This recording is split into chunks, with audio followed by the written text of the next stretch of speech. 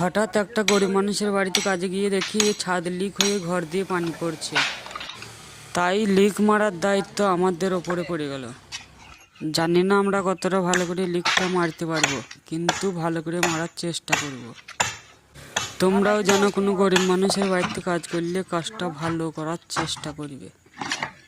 না জানি ঘরটা করার জন্য কতজনা কত টাকা দিয়ে হেল্প করেছে এই মানুষটাকে।